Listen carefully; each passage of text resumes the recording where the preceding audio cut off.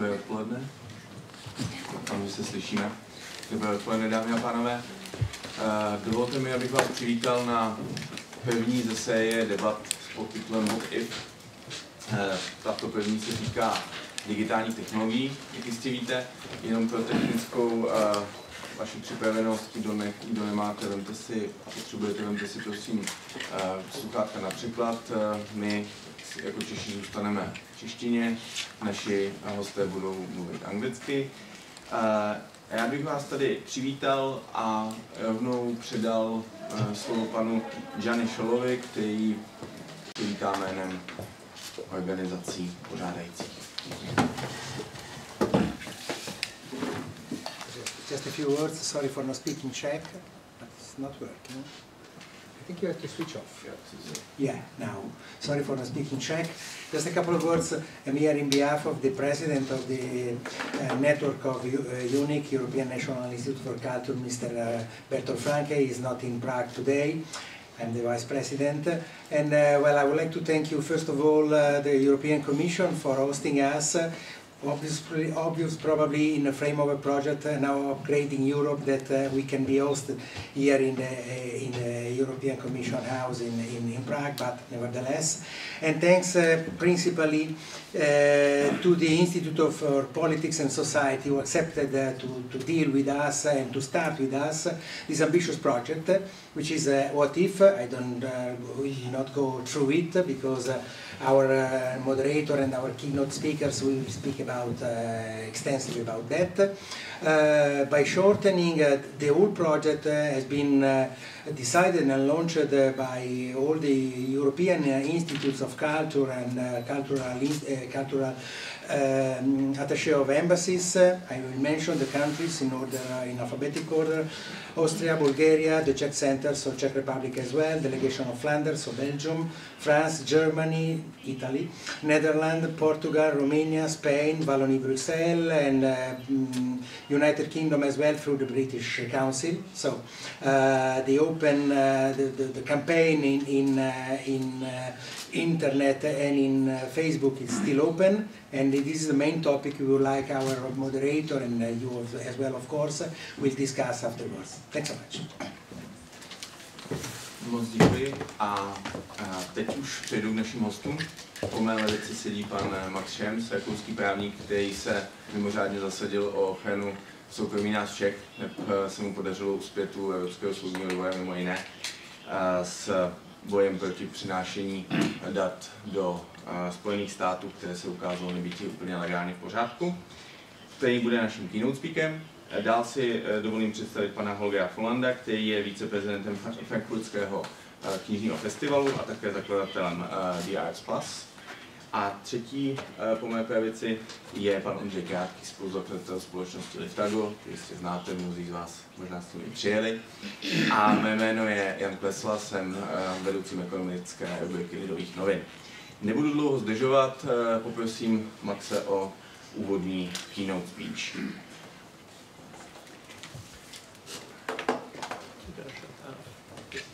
Hey, thanks a lot for the invitation, first of all. I was asked to do a short presentation about why privacy is important and all of these things. We'll have it on right away. Working on that. I think that's the one, yeah. See, that's why technology is important. So basically I was asked to talk about privacy in general and why we need it. I'm probably taking the intro ahead. I think what's important for the privacy debate is how far we go. We need obviously to use all the data, but we also need to have a possibility to stay private. There you go. And I took the liberty to change the title, given that I was asked to talk about privacy mainly, to What If There Was No Privacy? Which is probably more what I'm talking about. So a general intro, what I already started is, and I think what's kind of interesting is that privacy is a highly cultural value. In different countries we have very different perception of what is private, even within the European Union, but also in different dimensions. So for example, there's oftentimes the argument that in the US they don't care for privacy that much. But a typical thing that I bring up as an example is sexuality, where oftentimes Europeans are much more liberal than Americans, and Americans are suddenly much more private about things. So we have a lot of different dimensions of what we feel is private, and I think everybody in this room feels that another information about yourself is private or not private. And I think that's important to stress at the beginning. There's also a necessity for balance between data usage and data usage we want.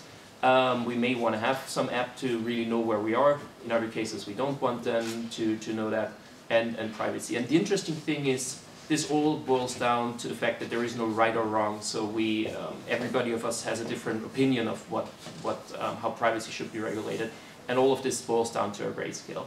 And the other thing that I think is interesting in the privacy debate right now is that we have global networks with a very strong US dominance. And this culture that comes from the US is typically built into the code or built into the platforms and how things work.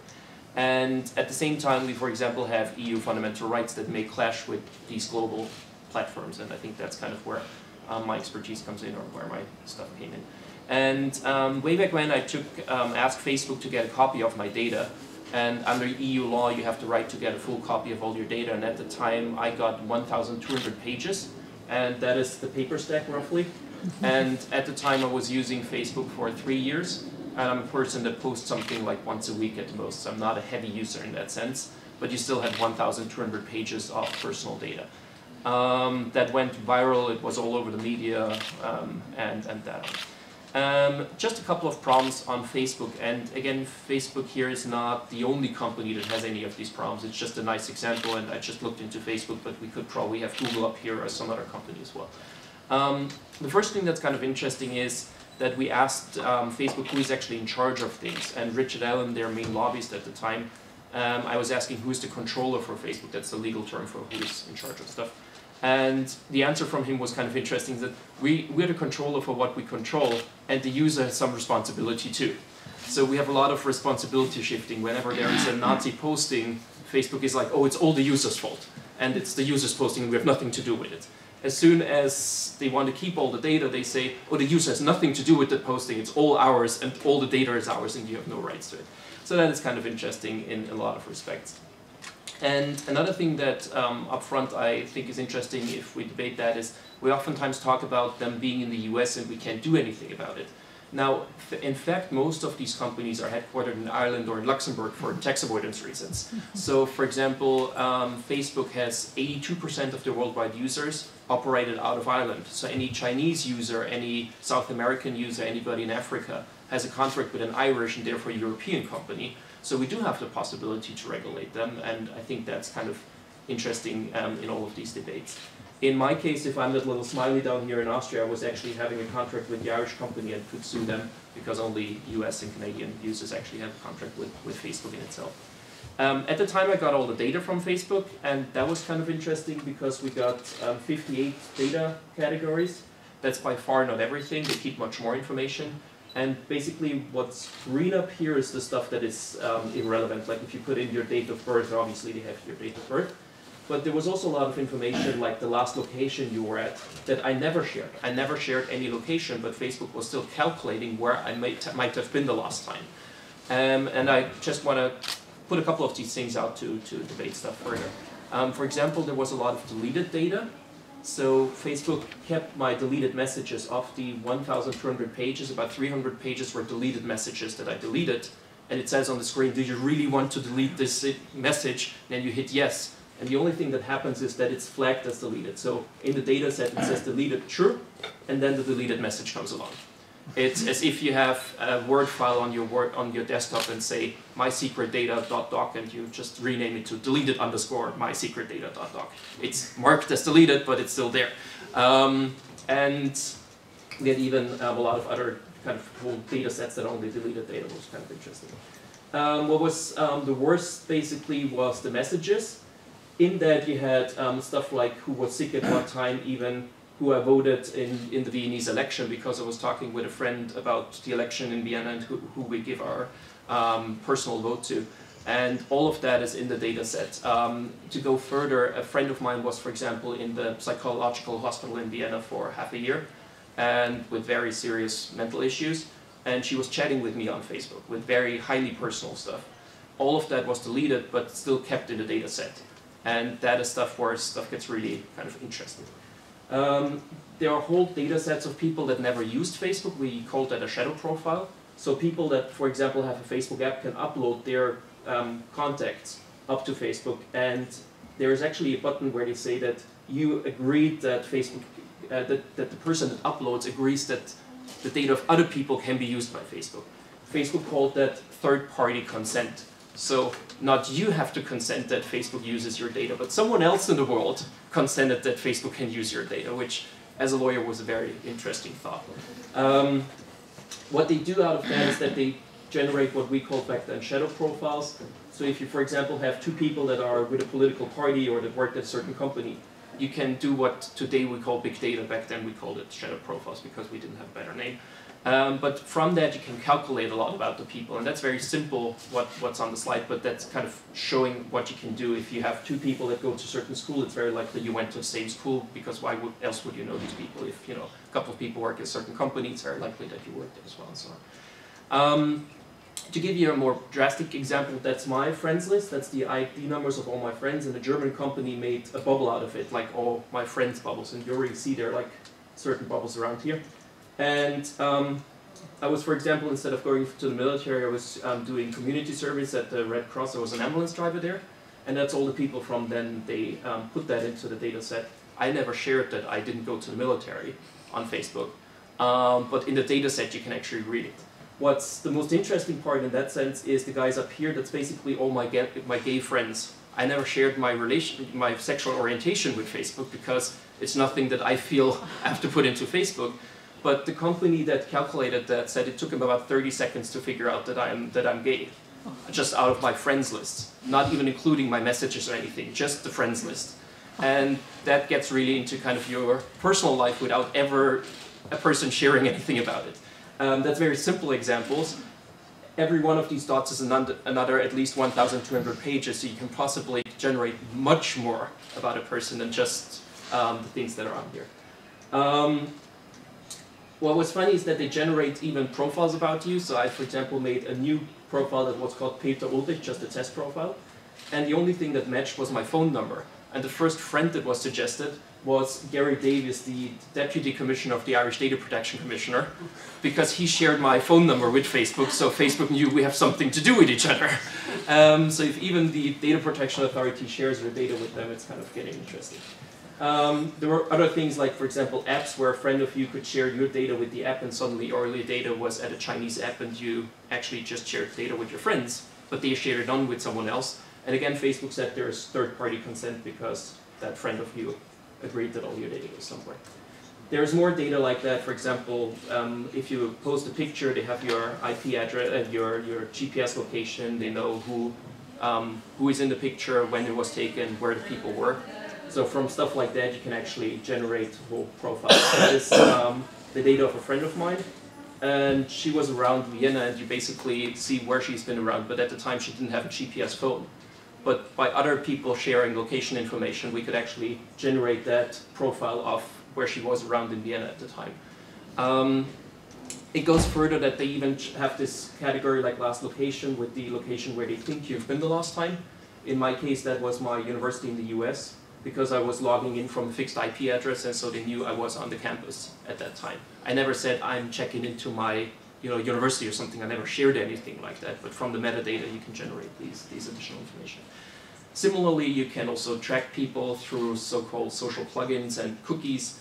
We have that in the data set here as well, where people never actually, if you have a Facebook page where there's a social plugin, you don't have to push these like buttons or anything that you know, but just by the fact that there is a like button, Facebook knows that you're visiting a web page. So you don't have to interact with it, you don't have to do anything, you don't have to post it. Just the fact that you load the page is enough that they know that you've been around. So for example, we made a complaint on that at the Irish DPC, and we put the erotic page of the German Bild Zeitung into it as an example, because underneath every naked person there was a like button, so they knew how long you were looking at which kind of naked person, and it's all in the data set, and they actually say they keep it for at least half a year. Another thing is that a lot of people say, they all agreed there's consent, so you have no rights because you used the app and then you waived all your rights. I think that is interesting because we have a very different approach in Europe on that. In the US, there's basically the idea of so-called notice and choice. So as an example, I was renting a car in the US, in California, and there was this information, this notice on the driver's side, saying that this automobile contains chemicals known to the state of California to cause cancer, birth defects, or reproductive harm. So this is notice under US system. Same thing, this is from Disney World in California. Disney World contains stuff that could cause birth defects. So this is notice. That's what Americans do also in the privacy world. We just put a notice on the page saying this page could ruin your private life. And then the choice is basically to use it or go away. And in reality, this is not a choice because we have monopolies and you basically have to use these services. You can choose between Android and iPhone and basically that's your choice. So I think we have a very different system in the European Union and that works quite well where consent has to be freely given, informed, unambiguous and specific, so really a choice, especially it has to be freely given, so you have to have an option to say no as well. And under GDPR, which is a new EU law which comes into place in a year, this will even be strengthened. It's similar to unfair terms.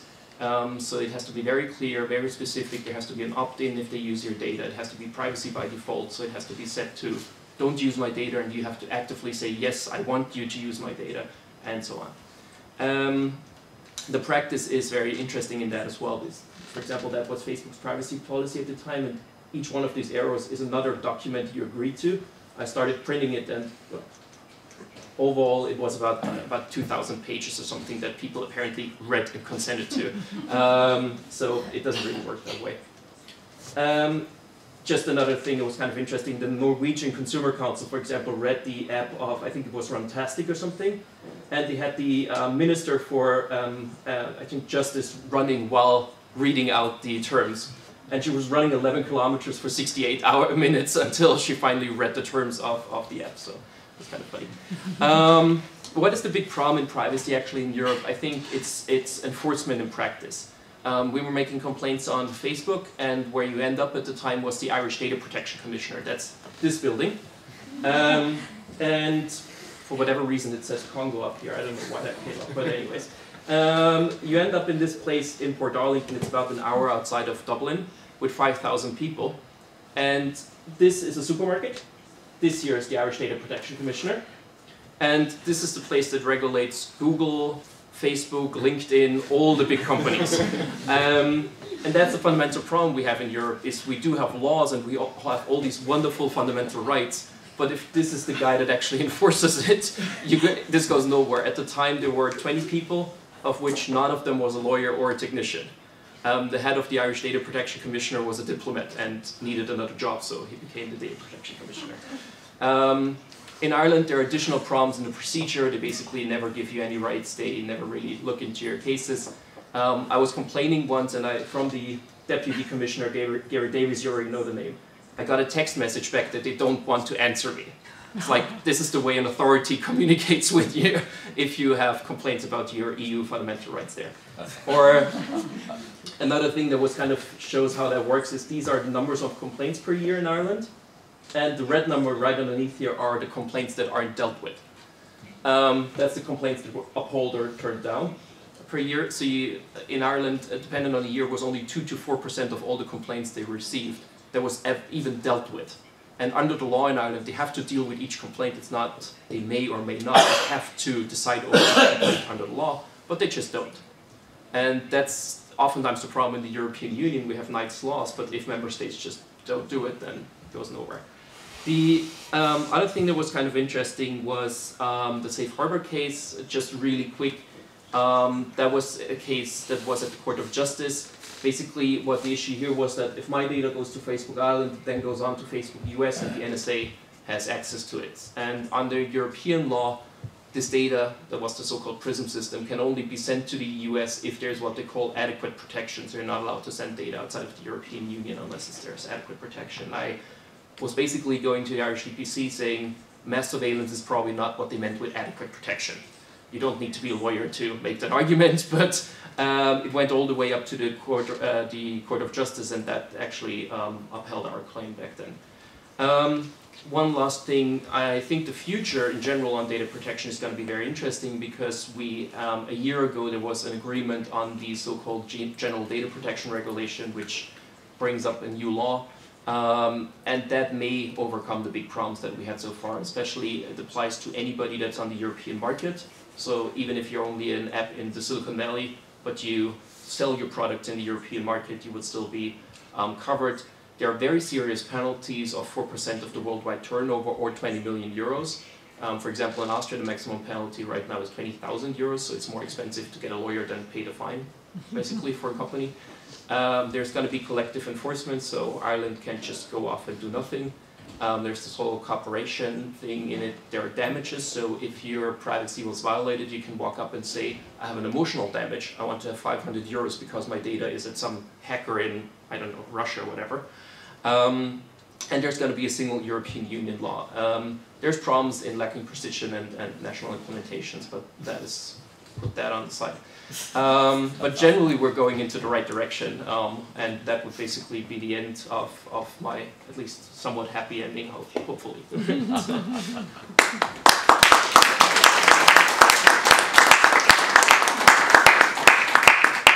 Tak jen pro malé doplnění národního kontextu, jsou to zhruba 2 roky, kdy jsme se zeptali našeho úřadu sedícího na Letné, mnohem hezčí budově, kolikrát se doptali toho irského úřadu s problémem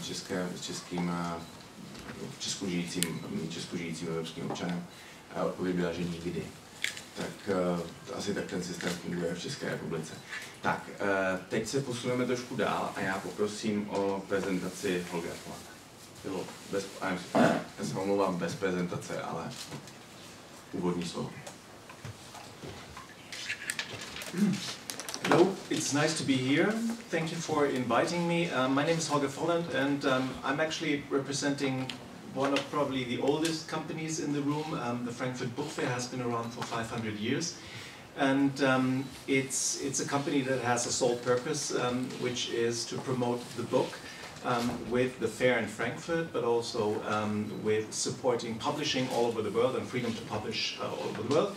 And the second reason why I'm here is that we have started with a startup last year that is going to deal with digital culture. It's called the Arts Plus, and it's dealing with everything that has an ugly name, cultural content. We haven't found a better one yet. But I'm going to tell you a bit about what it is.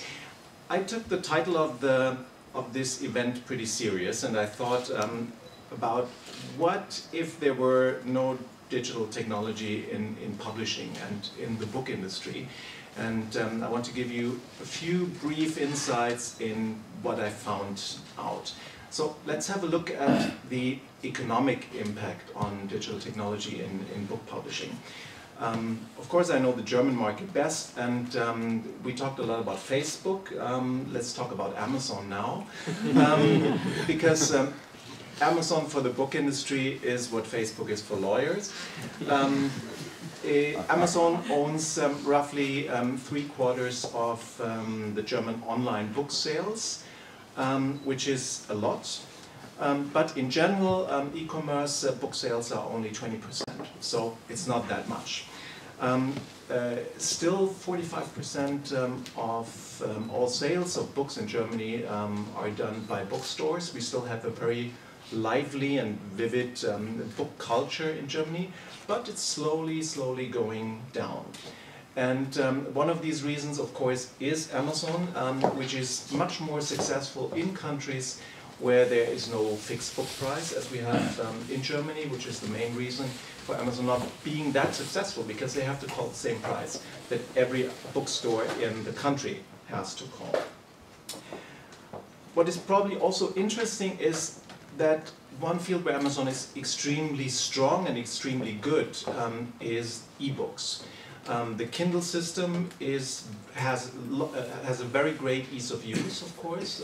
All the users of the Kindle system, they really like how easy it is to order new books, how to get new books, how easy it is to read new books. But e-books aren't that popular, interestingly. In Germany, it's just about 10% of all books that are distributed and read as e-books.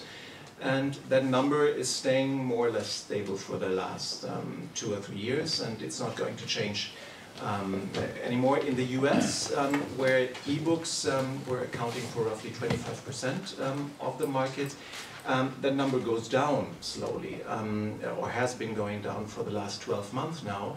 So people seem to appreciate the book as the best device for reading texts. But let's not be fooled by that.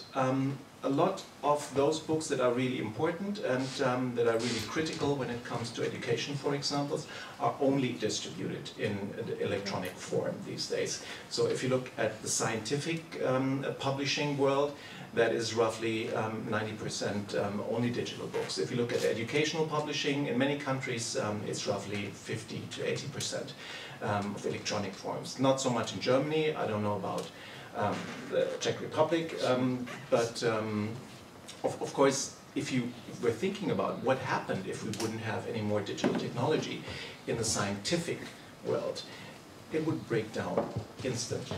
Yeah? So that has already changed within the last years. If we look at social media, which is also an interesting question when it comes to distributing ideas about books, doing marketing for books, sharing ideas about books. Social media doesn't play any role in the book industry. That's a really interesting fact. There are probably, in Germany, there are probably 10 successful startups or companies who do business within social media and book publishing. In the US, it's a few more, but social media, if there were no social media in the book industry, not much would happen.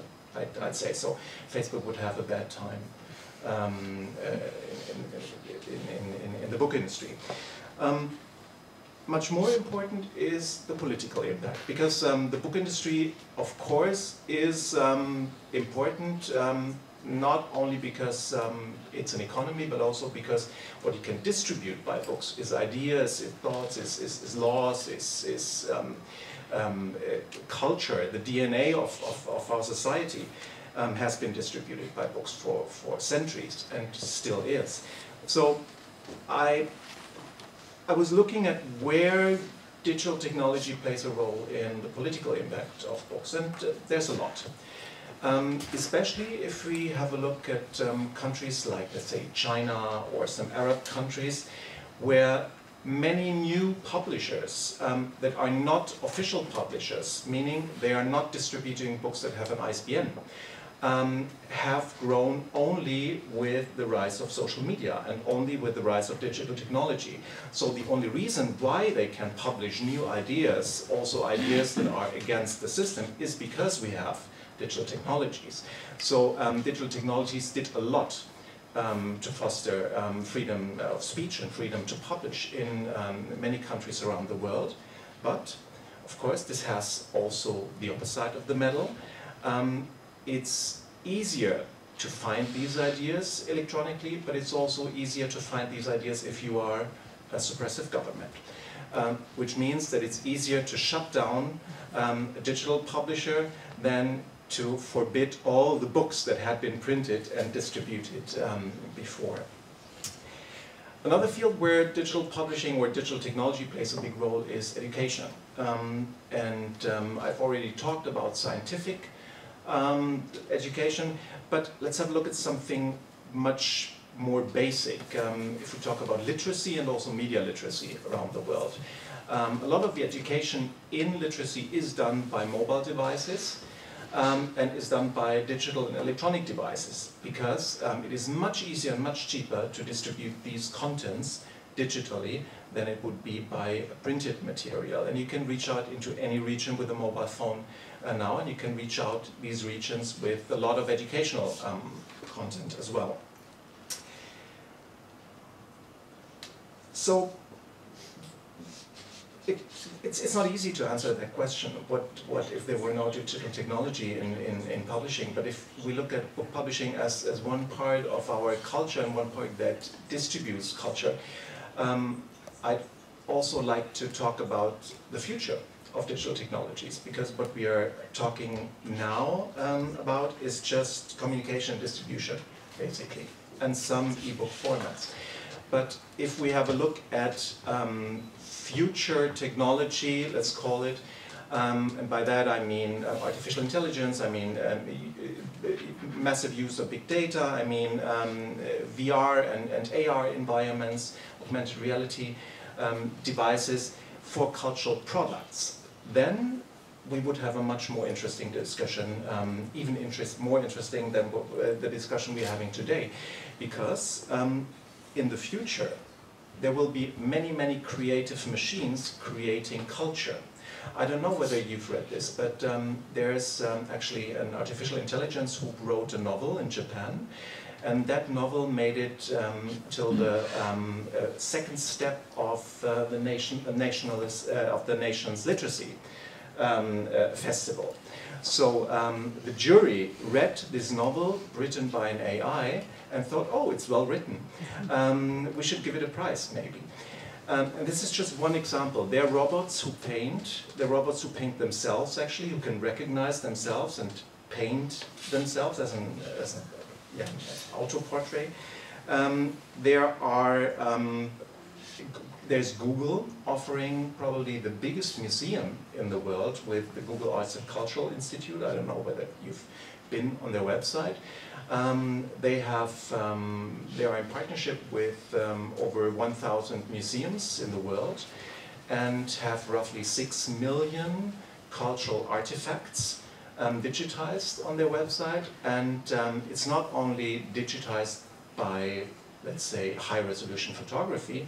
Some of these artifacts are digitized in a 3D version, some of them have layers of X-rays behind it, and so on. So there's a lot of data that you can discover, and there's a lot you can learn about the art if you go into that virtual museum. And what Google is saying is that by offering that service for free, of course, it's democratizing culture. Because everybody in the world has access to all the artifacts, to all the art pieces that are usually hidden behind the walls of a museum. But, of course, the opposite side of that effect is that we are absolutely dependent on companies like Google, especially the museums are dependent on companies like Google, because no one else could afford to scan and to digitize the whole museum. The European Union has started a similar project to that Google Cultural Institute some years ago, 7 years ago. It's called the Europeana. And it's the European answer to Google, to the Google Arts and Culture website. But unfortunately, it doesn't work that well. Why is that? Because European countries now decided that a project like Europeana is not worth all the money that had been put in. So the Europeana is almost coming to an end within the next year because they don't have any more money. So this is how Europe, as collaboration of culturally strong countries, sees their own cultural digital heritage. This is also an important fact when we discuss companies like Google and the effects they have on our society, is that there are many projects around in Europe that are really good projects, that are asking the right questions, that are dealing with the right things, that could offer a good service, but they are not supported anymore by the regional and local governments. And of course, they're not as strong as Google. So Europeana has many artifacts, has many texts, many images, but not as much as the Google Art Institute. So we should think about how we see our cultural heritage in Europe and how important it is for us to have that within Europe and to build a system where we can use future technology in culture to enrich culture and to make it possible for everybody to have access to it, but also to enrich the artistic expression with new tools and not leave it to just a few companies. Okay. That was a short and brief look in the book industry and what we think that cultural heritage could mean in the future.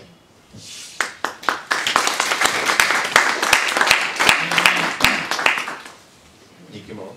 A teď nás čeká třetí z velkých globálních firm a která to bude, to už vám prozradí Ondřej.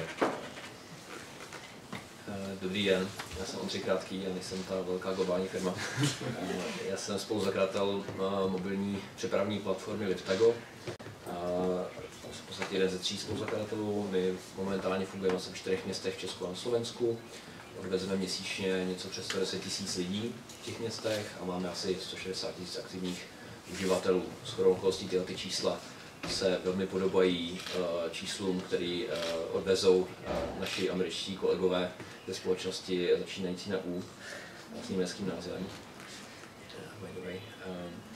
S tím, co bych tady chtěl přispět. Jo. Název tohoto příspěvku je, co by byl svět, kdyby nebyly v podstatě digitální technologie.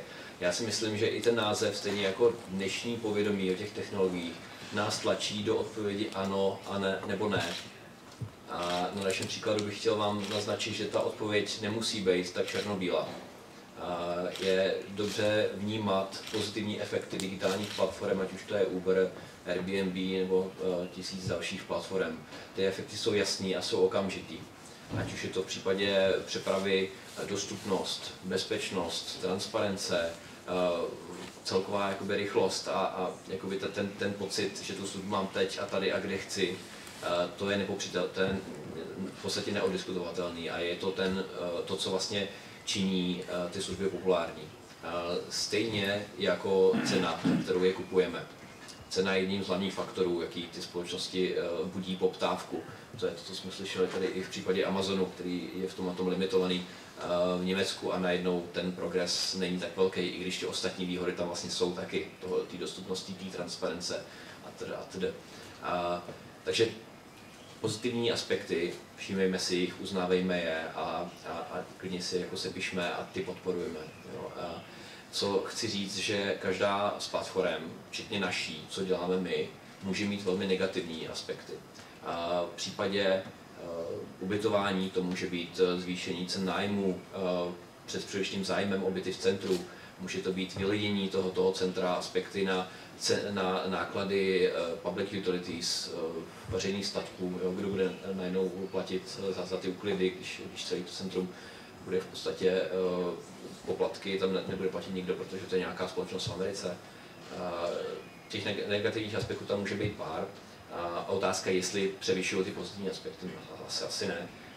V případě přepravních platform to může být střednědobý zahlcení centra komerčníma řidičema. Když dáte někomu možnost si takhle zaregistrovat a vydělávat nebo přivydělávat peníze, tak najednou hrozí to, co se teďka děje v San Francisku, v Londýně, v New Yorku, že najednou těch taxikářů v vozovkách je 5krát víc než těch tradičních taxikářů a najednou už se řeší v podstatě cenová konkurence MHD, který je placený z veřejných zdrojů často a najednou vlastně komerční platformy přetahují uživatele a zákazníky těm veřejným platformám, které musí fungovat, aby udrželi nějakou dostupnost pro obyčejný lidi, kteří kolikrát nemají ještě stále peníze ani na ty přepravní platformy. Nebo to je udržitelnost směrem k těm, co provozují tu svoji podnikatelskou činnost na těm platformách. Pro vaši informaci, my si účtujeme řidičům marži asi průměr 12%, naše konkurence si účtuje 25% plus DPH. My bychom si nemohli dovolit dělat biznes tím způsobem, protože by nám ty řidiči do roka všichni vymřeli. A zároveň my se snažíme budovat udržitelný biznis tak, aby de facto jsme jako s těm řidičům neojeli auta a oni za rok nezjistili, že jsou na mizině. My si to nemůžeme dovolit, protože nemáme zdroje a možná ani morálku na nábor nových a nových. Co na našem příkladu dokazujeme, že, jak jsem říkal na začátku, ty pozitivní aspekty jsou u všech platform, které jsme tady zmínili a jsem rád, že všichni vlastně jsme je jako uznali. A já jsem jedna z těch platform, taky musím je uznat, je to marketing. Ale co chci říct, že ty negativní aspekty v podstatě nebrání poskytování těch pozitivních aspektů. To je strašně důležité si uvědomit. My jsme jako platforma, která je tady ta lokální, tak může si dovolit být trochu otevřenější, ale ani jeden z těch pozitivních aspektů, který máme na uživatele, ať je to dojezdnost, transparence, bezpečí nebo nějaká garance zákaznického servisu, tak nic z toho nás v podstatě jakoby neopravňuje mít ty negativní vlivy také. My jsme perfektně schopní se zbavit těch negativních aspektů. Je to jenom nějaká společenská odpovědnost, kterou na nás může vymáhat ať už lokální stát, nebo Evropská unie, nebo uživatel, pokud není bezmocný.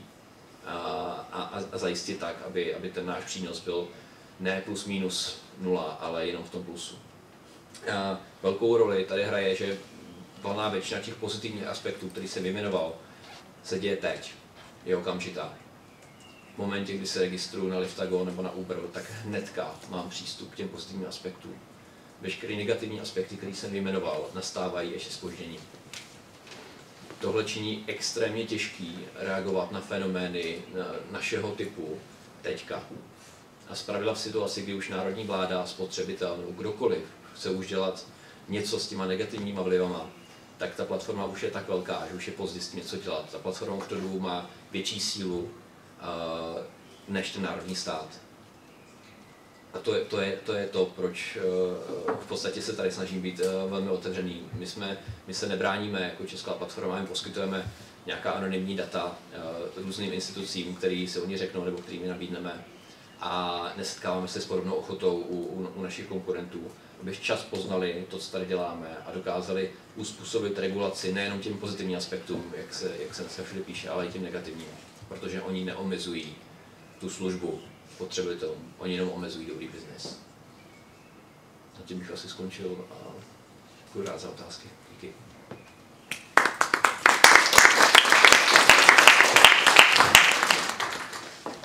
Díky moc. A než dám prostor pro otázky z publika, tak jenom pro zasazení do kontextu. Možná někteří z vás viděli, vyšel před 2 týdny na coveru magazínu Economist. Jsou tam všichni 3, o kterých jsme se zmínili, plus je tam ještě Microsoft, máme tam dokonce Tesla a máme tam samozřejmě Google. A kolegové tady volají dokonce po nějakém přísnější regulaci, po nějakých přísnějších pravidlech.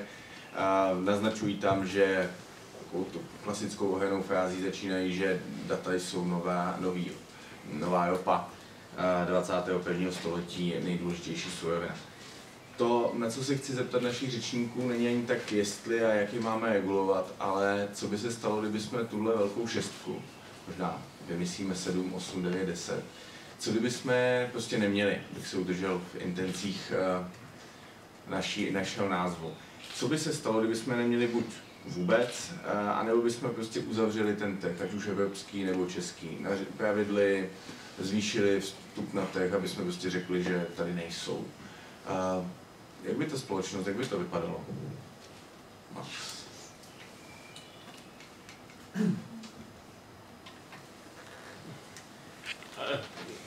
As far as I got, the translation was just about how everything, if everything would be gone at all. I don't really think that that's much of a debate. Like I think everybody that deals with technology, especially everybody that does, privacy law and so on, are typically the people that love technology like crazy and know how it works and what the problems are. And I think what we really have to look at mainly is what I mentioned in my thing. Is you said before, at least as far as I got the translation, that we have to look how much things outweigh each other. And I think what's more interesting is how far we can regulate good technology in a way that it serves everybody and not just the big companies, to make sure that we have, let's say, for example, a real open market and not just the monopoly building as we have it. I mean, Uber is the perfect example. If you're just big enough, all the tourists have it already on you. Then, if I come to Prague, I'm not going to install a new app and so on. And all of that is very interesting, how we can regulate stuff like that to have a real competition online, to have not just 2 softwares that you can decide which one you like, and also to get them to comply with our laws, because that is, to me, a very fundamental part of our democracies. We agreed on certain rules. I disagree with a lot of these rules personally, but we still agree that we all have to follow these rules because that's how we decided on. I think that is more what I would focus on, how we can achieve that in the European Union, because that's the only way how we'll be able to do it. Each member state is going to be way too small to get anything done in that direction. And maybe, for example, this data protection reform with hefty fines and so on could be something that leads us in a way where we see how we can regulate these things that don't work right now. And I think that's partly also the problem I have with the title of today's things. I don't think there is a question if we want to have digital technologies or not. It's really a question how we want to have them and how we see that we have, you know, the benefits of a competitive market, all that kind of stuff in the online form as well. I think the transition we have right now is in a way from the wild, wild west where the stronger guy wins towards something where the internet becomes an integral part of our society, of our democracy, of our economy, where we then need to apply the rules that we had ever since in 100 other fields of law as well to the digital sphere. And I think that is more where I think a lot of the answers lie, not necessarily go back into your cave or use digital technologies. We want to use it, but we don't want to, you know, in my case, be stripped down, or in other cases, have no way of having a competition, for example, in a lot of ways. I think that's the core question to me anyway. Thank you.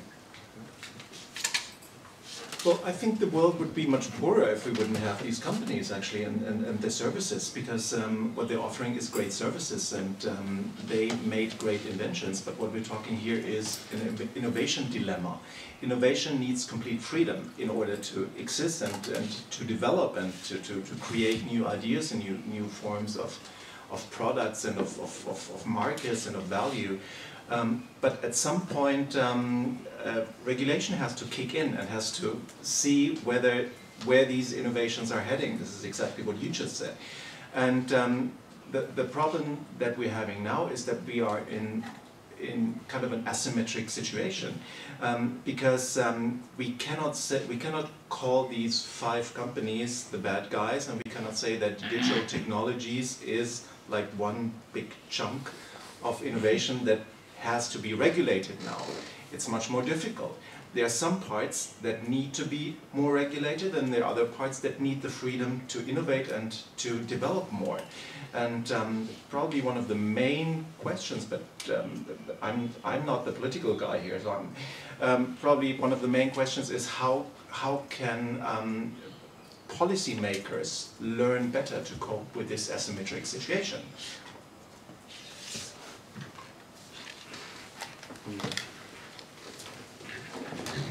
Díky moc. Thank you very much. Já si taky nemyslím, že to je říkám odpověď, že to je o tom jako zbavit se konkurence, protože najednou bychom tady my byli třeba monopolem a podobně.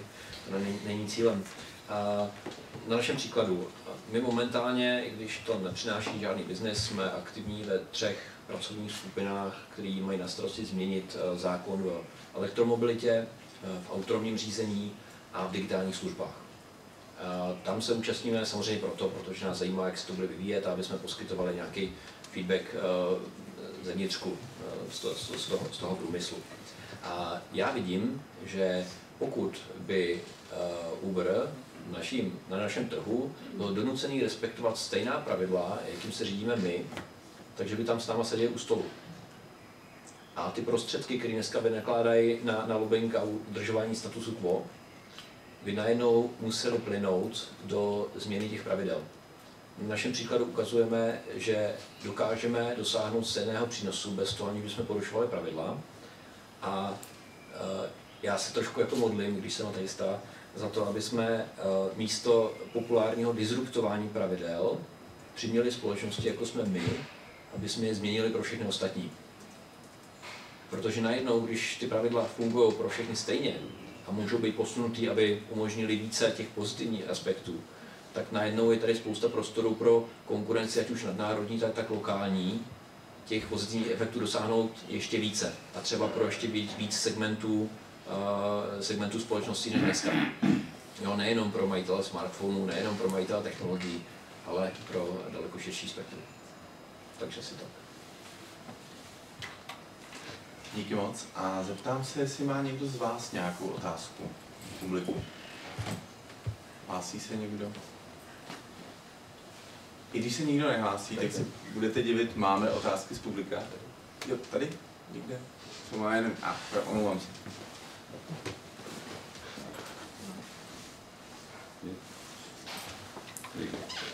Charles Zerpin, Anti-Corruption Center.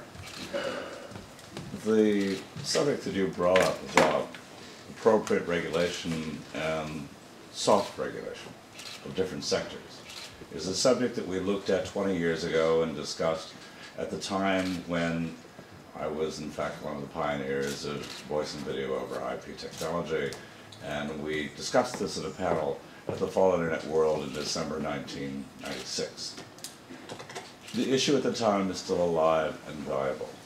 How do we avoid market manipulation by the sheer weight of money and lobbyists that large corporations can bring to bear?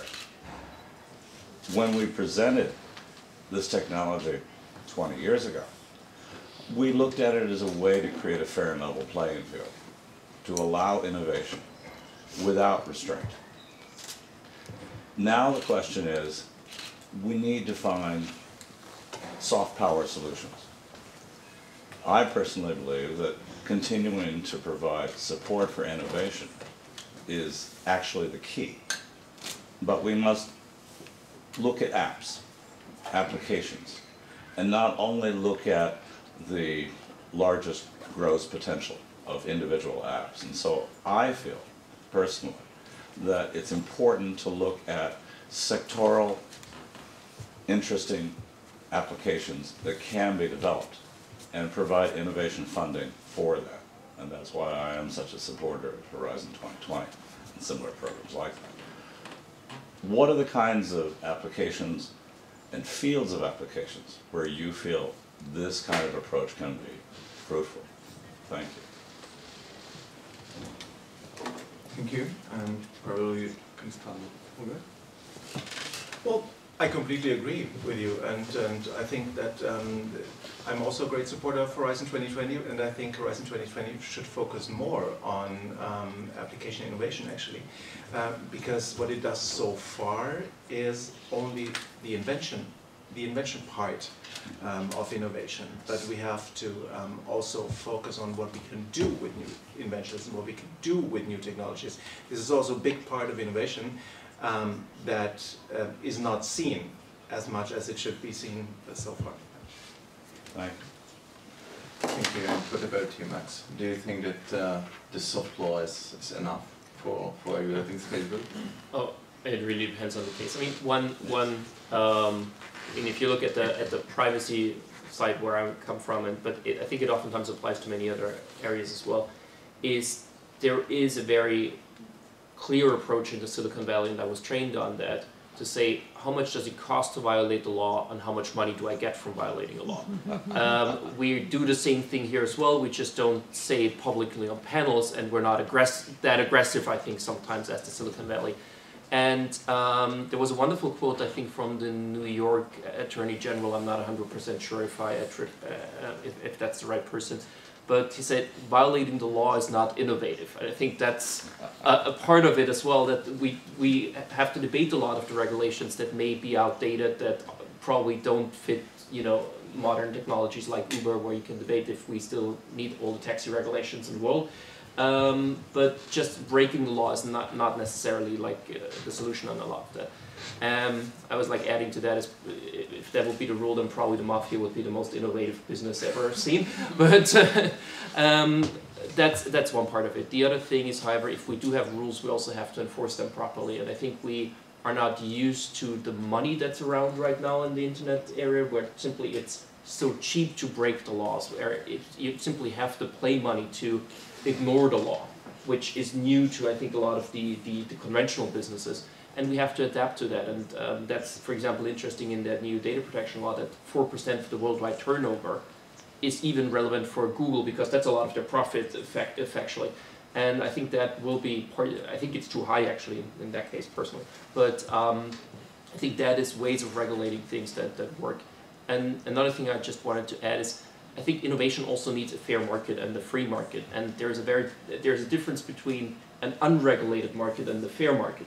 I think that is a distinction we have to stress much more, because this general approach of don't regulate it and everything's fine is something that never worked in a lot of things. There's always rules on fair markets, and I do think we do have very nice approaches. For example, what we have as a very European tradition to me is open access laws, like for telecom, gas, electricity, trains, I don't know what. We opened up networks. Right. And that's something that's very typical to the internet, to have an open network, to have standards, to be able to compete and not have monopolies that way. And we see a counter trend right now of monopolizing, making a closed system, making it, you know, kind of being the big one and sucking everybody else in.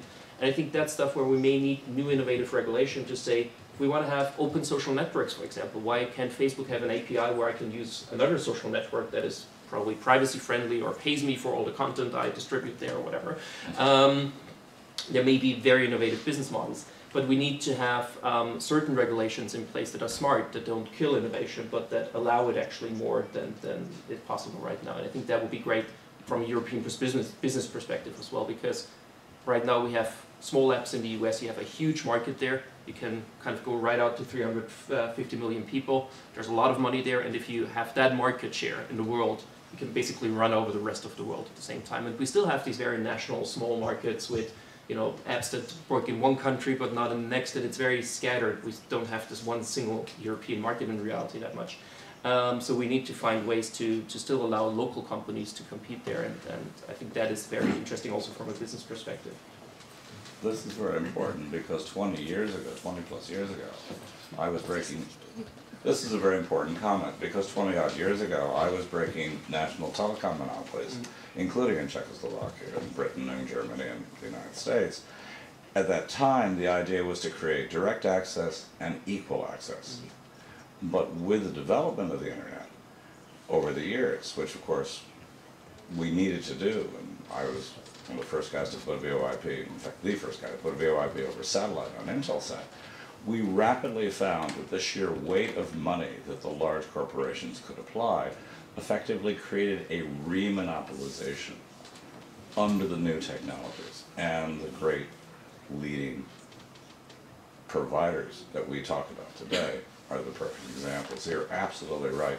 In fact, we need to redo what we were doing 20 years ago. We've lost ground. Yeah.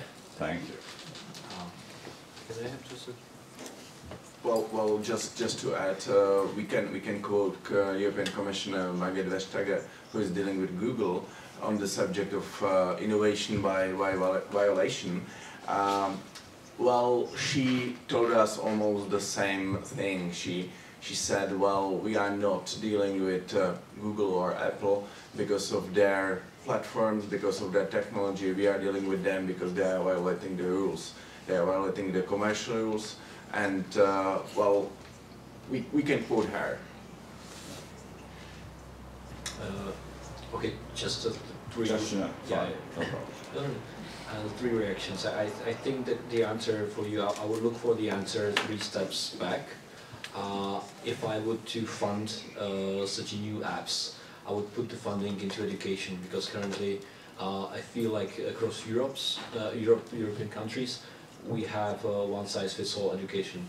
If we don't have that, you know, many more businesses, many more progressive entrepreneurs would look to you know, make their own investment without the needs of public investment or support. So education I see as number one, and in that education I see two other subpoints, and it's a learning of long-term thinking. Is exactly what we've been describing here. I mean, if everybody is taught to just seek the short-term gains, we have problems. And creation of the new monopolies, because those are seen only in long-term, right? And the next is critical thinking. You know, everybody has such a short attention span that like the reality doesn't come across in 5 seconds that you have in your attention in media. So critical thinking is again secondary point necessary in the education to develop, you know, responsible businesses, platforms, or services that you've been describing. And women and girls in coding, and you know, various Equal access. right. Yeah. Okay, any other questions? Nějaké další otázky, prosím? The one here. Yeah. So one for Ondřej. You have a very nice company. What would you do if somebody offered you money for the data you're gathering? So I have the app on my smartphone. we all know we pay Google with our data, so that's why I use Startpage or others. I still don't know the business model of Startpage, but what would you do if somebody offered you money?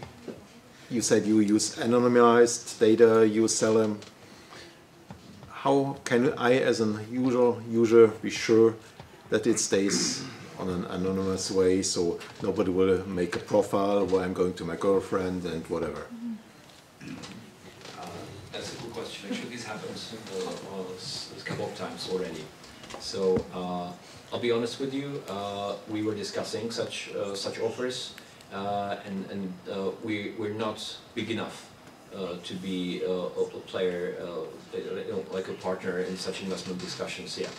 So this will have to happen, and but I can also tell you that in those conversations, the #1 request from our side was to ask for such guarantees of anonymity or stuff like that.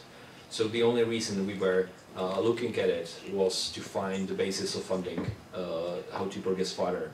But I think at times when we would be big enough to be such a nice source of data for such large platforms, we won't be in such a situation to have to fund the growth. So I think our deciding on that would be much easier and could be more in favor of consumer than our partners or competitors. And I also think that in that future, it would be much better competitive advantage to be the responsible company in such decisions than we see now.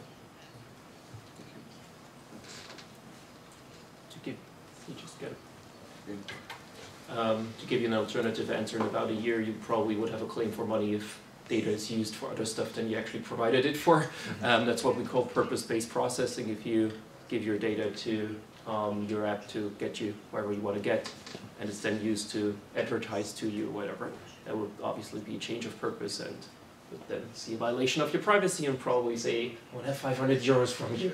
And I think that's probably the better trust than asking each app personally if you could really trust what you're doing. If we can get trust in the law, that could possibly overcome that. That could also be, that's what they kind of try to promote the law as well, allow people to share more and use all these apps more because you have a trustful environment. I oftentimes compare that to way back when online sales was new and everybody was like, don't put your credit card onto a web page, don't buy anything online. And today we do have rules that you can return stuff in 2 weeks and I don't know what. And that allowed to have this online business grow, and no one really is hesitant anymore to buy something online. I think we need something similar for the privacy world in a certain respect, and that could be helpful. I'm kind of trying to. That's typically the European Commission's PR gig for the GDPR. I'm doing that here. It's guided. Thank you on behalf of the European Commission. You want to go? Okay, next one, please. Yeah, one guy. Hello. I'm curious, what do you think about the possibility of regulating black boxes? Because, I mean, by black box, I mean a technology of which no one really knows how it functions. Because Mr. Schrems had a very interesting presentation about the data that Google collected about him, but I think we have many good reasons to think that this is really just the very tip of the iceberg.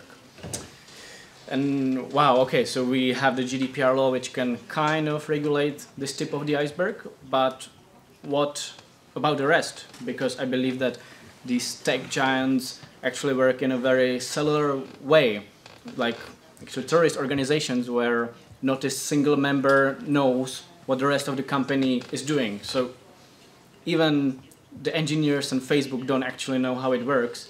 And plus there might be an issue. I was very surprised that I heard it from several coders that the neural networks are really becoming black boxes very much for the people who designed them themselves, and that they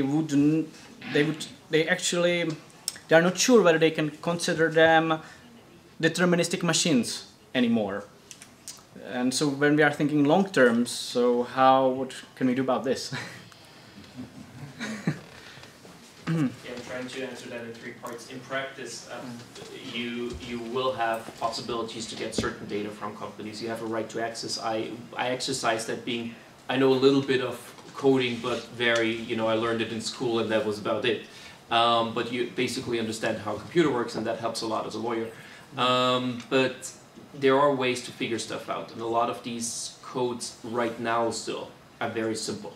A lot of that is really, really basic, and you just put in your profile there, put like 3 posts in it, and see how it reacts, and you kind of have a rough idea how the black box works. That's today. That's probably not going to be relevant in 5 years or 10 years anymore. The next possibility you have in certain jurisdictions, the common law jurisdictions, you have discovery. So the other side has to disclose stuff like that to you. So in privacy cases you will, because that's the big problem in privacy cases, you never know what's going on in some server in Nevada or wherever data actually sits. So we'll have to use stuff like that. It's similar in other legal cases where it's hard to figure out facts. It's not specific to privacy, but it's very problematic there. There are possibilities now under GDPR that each of the data protection authorities does have the right to raid basically a company and say, let's say the Facebook data in Europe is stored in Sweden, that theoretically the Austrian DPA could ask the Swedish DPA to go to Luala, however that place is called, it's very cold, where these servers are sitting, and just go through the data there and be able to figure that out. In practice, there's ways to figure stuff out. You, for example, make access requests with 2 companies where there's a data flow, and each of the companies will typically say, they did it. And then you can actually say, where's the data from and where's the from. Second thing is that the people in these companies themselves don't know about it. And that's a huge problem in practice. We had that with Prism and Snowden. And it was amazing. There was a European Parliament debate on that, and there was someone from Facebook and Google and so on. And they all said, no, we don't do that. And none of the members of Parliament asked, do you have a security clearance? A, if you do have a security clearance, then you're not allowed to tell us about it because you go to jail in the US for 10 years if you tell us about Prism. B, if you don't have a security clearance, you're not allowed to know about it. So it's like, why do we even talk with you? And that's typically how I approach debates with Google people and so on stuff like that, because it typically turns out that everybody in Europe is not informed about anything. Even the Microsoft people, chief privacy officers in Europe, do not know what's going on the servers in the US. They're sitting on a panel here, they say we don't do it, but they don't know themselves, and that's the practice. The last question that's really interesting is this kind of artificial intelligence thing. If the coders themselves just know how they set up the system but don't know how it decides actually anymore, then we're really getting into very interesting territory.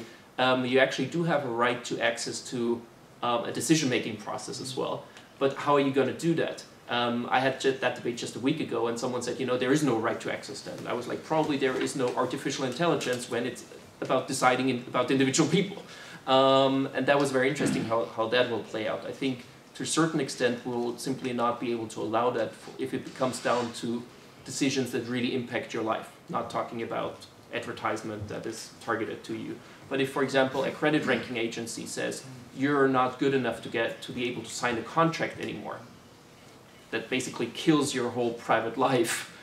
Probably we can't leave that to artificial intelligence, but we need to have something that's understandable. And we had that whole debate 200 years ago with judges as well, that were in the back room and no one knew how they decided, and we implemented proper procedural laws and all that kind of stuff so that people understand the decision in some way and it's legitimate and understandable. And I think we'll have to have similar things in tech there. Probably that's a lawyer's kind of comparison, but it's very similar. It's bottom line decisions over other people's lives, and they have to be transparent to a certain extent. So the question is, how far can we use these technologies here in an ethical system that people accept it, because that's going to be a huge problem. If you have hundreds of people impacted by such decisions and they will not accept it, then we have a serious problem, also for these companies. Thank you. Holger, you mentioned artificial intelligence before, the artificial writer, and I'm sure there is some kind of artificial journalist as well already. So how should we? Yeah, there it is. And it's definitely better than the real one. But how should we regulate something we don't know? We don't know if it's a poet. We don't know if it's a novelist. We don't know what it is. So how should we seduce? To be honest, I can't answer that question. If I'd be able to answer that, I'd be very rich by the moment. There is actually a journalist that does quite a good job as an artificial intelligence. It's called Wordsmith. And Wordsmith has been put out billions of documents within the last 3 years of its existence. And probably all the weather forecasts you've read, all sports results, all whatever you've read in newspapers, you've heard on television or on the radio or wherever, were written by not any human, but by Wordsmith. And Wordsmith is also trained to write letters, to write articles, not in The Economist, I'm sure, but in many other media. And what people found out is that actually we like journalism written by Wordsmith more than by humans. Why is that? Because Wordsmith is able to create a language that sounds more objective than any human journalist would be, because every human journalist has an opinion on something, and with subtle things and tones, that human journalist is using his or her opinion on all the texts he or she writes. You've mentioned regulation.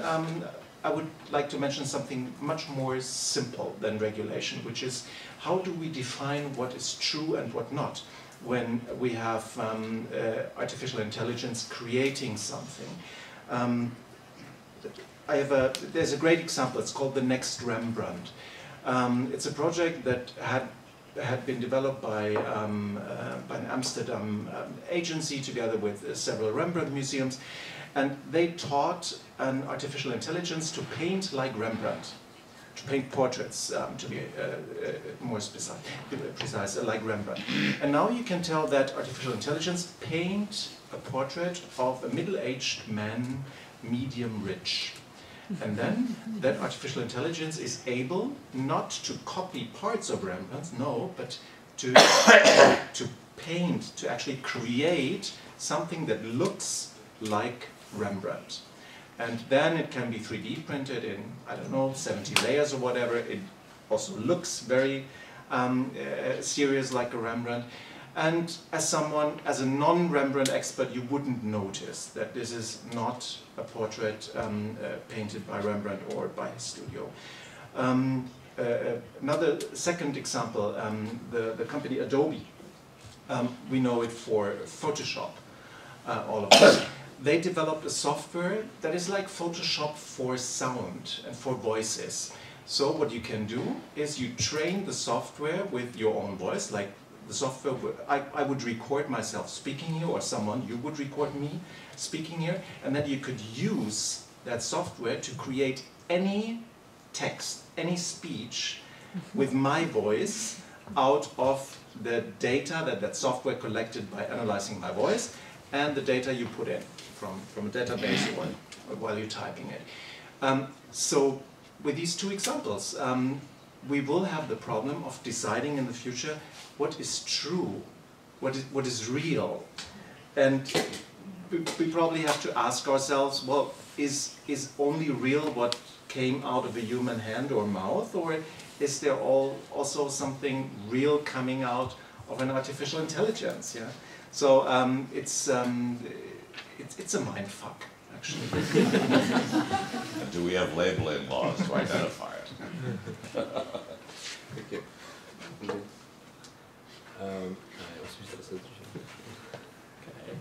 Yeah, like, one really interesting thing for artificial intelligence and so on was there was this one software where they tried to decide about parole in the US and if people should go on parole after being in a jail or not. And what was interesting as well is that it overtook the racism in our society because black people were put on like much longer terms or whatever it exactly was. I think that was also interesting when it actually copies humans that good that all the shitty stuff we do, we train the computers to do just the same thing. But just a short thing, I still want to have artificial intelligence to answer all my emails. That would be great. Like artificial secretary. Wait. Yeah. There's a new one coming out. Next question, please. Yeah, we have one. Já bych měl jednu poznámku a jeden dotaz. Jasný. Jednu poznámku a jeden dotaz. Jo. Ta poznámka je asi tato, že se tady pod pojmem digitální technologie zatím hodně hovořilo o tom, co více nebo méně souvisí s internetem, s přenosem informací. Jo. Ale v mém pojetí digitální technologie je například taky robotika, výrobní linky, jo, což už na ten internet tak jako moc napojený není, ale ta digitální technologie tam taky je. Čili jak, možná, že bychom se měli zamyslet i nad tím, jak by se ten svět změnil, kdyby ta robotika nebyla. Jo. To je ta poznámka, vím, že odpověď na tuto otázku je těžká, a tak vám dám ještě jednu daleko těžší otázku. Tady se hodně hovořilo o regulaci, jo, že prostě digitální technologie je třeba nějakým způsobem regulovat. Já bohužel mám takový dojem, že se prostě tady dost mluví o regulaci pro regulaci a že jako regulace se považuje za cíl sám o sobě. Což asi není dost dobré, protože regulace je vlastně jakýmsi prostředkem k dosahování nějakých obecnějších cílů, které si můžeme definovat buď teda v jakési společenské nebo v politické rovině. A bych teda vám položil otázku vlastně, jaké jsou ty cíle té regulace. Z té debaty, která tady proběhla, mám dojem, že třeba jedním tím cílem může být volný trh, druhým tím cílem může být ochrana soukromí. Ale já se obávám, že ta definice těchto dvou koncepcí volného trhu a soukromí se v naší době natolik mění, že vlastně dobře nevíme, co to je. Že jo? Upřímně řečeno, volný trh už nikde ve své čisté podobě neexistuje. Ten existoval před nějakými 200 lety za dobu pánu Ricarda a Smise. Že jo? Dneska už máme všude monopol, větší nebo menší. A soukromí se nám taky mění. Co to je vlastně to soukromí? Takže tím důležitější je prostě položit si tu otázku, jaké cíle chceme dosahovat prostřednictvím regulace. Jaká je ta filozofická a společenská doktrína, která nás poučí o tom, která regulace je správná, která je smysluplná a která je žádoucí a která taková není, abychom teda neregulovali jenom proto, abychom regulovali, aniž bychom věděli, proč a za jakým účelem regulujeme. Díky moc. Já si dovolím lehce upravit první otázku. Když jsme se bavili o umělé inteligenci, tak nejčastějším botem, se kterým se možná už brzy budeme setkávat, je samoředitelné auto. Takže Ondřeje, bych se zeptal na úvod, jak by to viděl vzhledem ke svému biznesu. Tak kdyby robotika nebyla, jo? Samoředitelné auta. Tak odpověď asi teďka budu hrát tu platformní roli. Když to tak beru, tak poptávka po našich službách roste. A my máme prostě dvě varianty. Buď to za 2 roky čelit tomu, a to je vlastně odpověď na tu druhou otázku, za 2 roky čelit tomu, že díky nám a naší poptávce po svezení ve městě nažeme do ulic tolik řidičů, že ucpeme město, anebo budeme postupně zavádět technologie, které nám pomůžou tu poptávku odvést jinak. A teďka ty technologie, buď to můžou být doplňkové služby, které doplňují různé jako use case, příležitosti pro přepravu ve městě, typicky car sharing, dlouhodobý pronájmy auta, střednědobý a podobně, bike sharing, jo. Tak ty nám pomůžou krátkodobě ty služby. Ale ta poptávka roste dál a najednou roste do míry, kdy pro lidi už se vyplatí opravdu to auto nevlastnit a zahodí ho úplně. A v tu dobu už nám nestačí ani taxík s řidičema, ani bike sharing, ani car sharing a všechny propojené služby. Tou dobou už budou muset být samořízená auta, aby tu poptávku odvezli. To je jednoduchý, prostě když Liftago bude 100krát větší, tak už není tolik řidičů, kteří byste vyšli na ulici, aby to odvezli v tom fyzickém světě. Takže kdyby robotika nebyla, tak bude muset zastavit pokrok nebo nějakým způsobem omezit výdobytky pro spotřebitele, aby jsme se nedostali do stavu zahlcení méně efektivnějšími zdroji přepravy, co jsou dneska taxíky, kola, auta vlastní a podobně. Jo, a možná rovnou ta odpověď na tu regulaci, proč? Přesně proto, jo. Ta regulace z našeho popudu, a nám vlastně regulace může pomáhat nebo spíš bránit, a nám často brání a je zastaralá, Ta regulace by podle mého názoru měla zastavovat ty negativní aspekty růstu služeb, jako jsme my, a nestát přes tím pozitivním. Takže ty negativní a pozitivní externality v tom ekonomickém pojetí je to, co je potřeba sledovat a na to používat regulaci. Takže vás to taky může smíst. Myslíte regulace? No, nemyslím si. Myslím si, že ten tlak spotřebitelů je tak velký, že by těžko mohl smíst nás nebo ubrat. V čem se lišíme jako společnosti je jenom to, že my říkáme, že ta stávající regulace nám nebrání poskytovat ty výdobytky spotřebitelům, pouze nám to prodražuje a staví nás to na jinou jakoby soutěžní úroveň. Ale myslím si, že tam furt funguje jakoby ta politická síla těch voličů, aby se postarali o to, aby ta přidaná hodnota pro spotřebitele byla.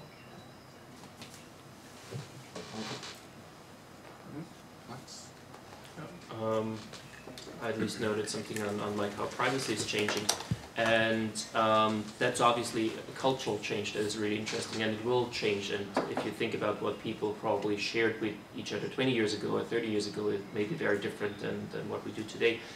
And that's one of the biggest criticisms I have on the whole idea of privacy is actually what we don't need privacy, we need what the Germans, typically Germans have terrible words for stuff, but there is the idea of informational self-determination on who has the power over information. Is it going to be with the individual or with the government or the big corporations? And I think that is actually what emotionally I care about much more than a privacy regulation. And that is also what the law actually does. It gives you the power, you're free to share your naked pictures online being drunk if you want. You have all freedoms to do that. But you also have the right to say no if someone else does that about you. I think that's what we actually want in the privacy regulation. And to paint even a bigger picture on that, I think it also ties in with freedom of information. It's what I call overall like a informational redistribution. Just like in a capitalistic society, we need to redistribute a little bit so that there's not too much on the top and nothing at the bottom. In an information society, we probably have to do the same thing and shield the little guy a little bit and make sure that the data that needs to be kept is kept, but the data that is not necessary is deleted or not used or whatever. And on the other hand, we have rights to, for example, have access to the data from Facebook and know the other way around what they do with us and what they do with the data as well as with the government. So I think that is what I see as the bigger picture probably, to make sure that this data market is somewhere, this market of information is somehow fair after all. And I think you can tie that connection to a lot of other things and how we did it there. And I think it's a kind of nice picture that makes overall a lot of sense. Thank you, and we have one more and probably the last question. Yeah? Hi, I have a quick question about education, because we talk about regulation, about innovation. When I was growing up, there was practically no digital technologies. It makes me feel a bit old. I'm not that old, but still, it went so fast. Not that old. But it's true, there was no. In fact, I'm not a digital native. That's the main part of my question. Is there's a kind of gap between the digital natives and the older generation about the view on privacy, specifically on privacy. Don't you think there's a very big need of education on privacy to this generation, the digital native, about how to deal with those big corporations you talked about and how to deal with their data? Just really short. I think first of all, the education part is something that is important, but it's not going to solve a lot of the issues. We have a very absurd argument in the privacy spheres. We have to educate everybody how Facebook works, and then they're going to make wise decisions.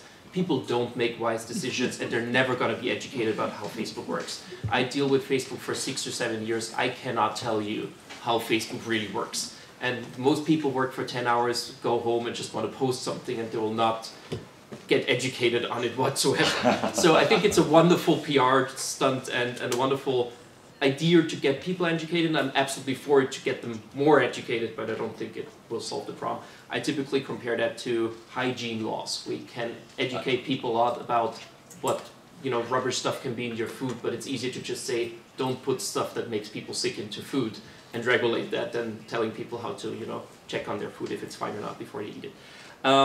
That's the first thing. The second thing on the digital natives, it's funny because I get that question, I think, every time when there is a debate. And it depends on which age of people is asking it. Either the old people, like the young people, have no clue what they do online, or the young people are like, my grandma has no clue what she does with her phone. So it's kind of funny that like each generation says the other generation doesn't understand it that well.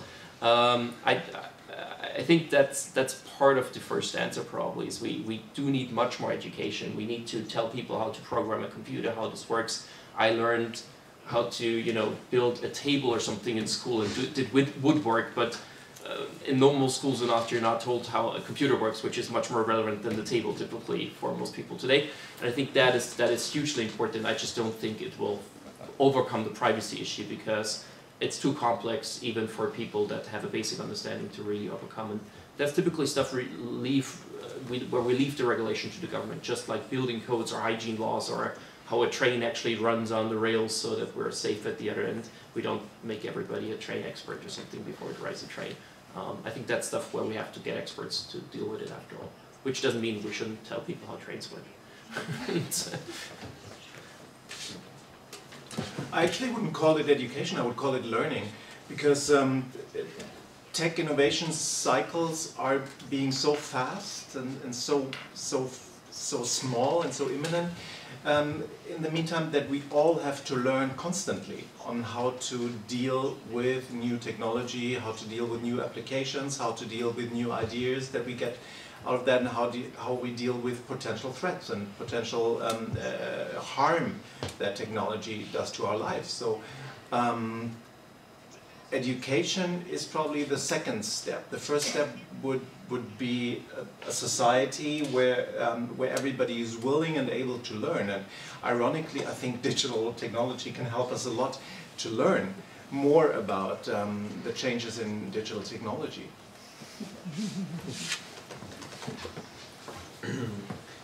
So I think with there needs to come a crisis to help solve the problems with privacy, and be it a PR crisis of a big company, you know, a misuse of information, whatever. So that can be one, and this can be faster. It depends on when it happens. So this is one. The next, I think, is long term. And I think it's the natural processes that kick in, you know, after some time. With digital technology, they kick in sooner because they're faster. But it's related to information flooding. I think that when you see people having health issues connected with their brains, you know, overwhelmed by such a huge amounts of information and related diseases, that's when the privacy issues and information limits or something like that will have to kick in. And those will help solve both the privacy issues as well as the information flooding. So I think the health issues are something that we're not experiencing yet, but will help to solve these issues.